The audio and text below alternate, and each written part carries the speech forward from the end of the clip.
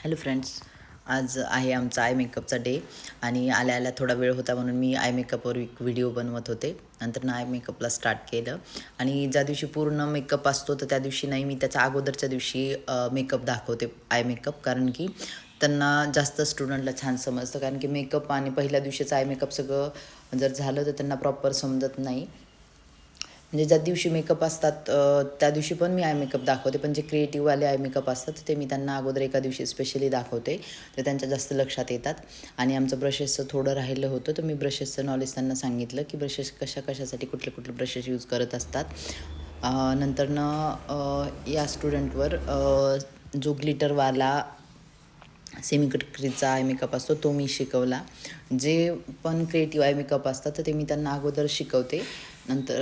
नंतर मेकअपमध्ये तेवढा जास्त त्यांच्या लक्षात येणार नाही म्हणून. आणि किती सुंदर आय मेकअप झाला आहे, वाव. आणि नंतर मेकअप टेंडर क्रीमने मेकअप शिकवायचा होता स्टुडंटला. तर अमूवर मी टेंडर क्रीमने त्यांना मेकअप शिकवला की किती छान कवरेज आहे त्या क्रीमचं वगैरे. आणि मेकअप तिचा इतका जास्त सुंदर झाला होता, सगळ्यांना एवढा आवडला, सगळे खूप जास्त टाळ्या वाजवत होते. आणि हिचा झाल्यावर दुसऱ्या एका स्टुडंटचा रागिणीचा मेकअप केला. तर हा मेकअप चक्क ब्रिटिश शेड होता तो, म्हणजे एकदम डार्कवाला.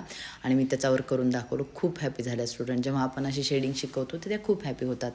आणि मग नंतर क्लास संपला, आम्हाला शॉपिंगला जायचं होतं. म्हणजे मला खूप आवडतं शॉपिंग करायला.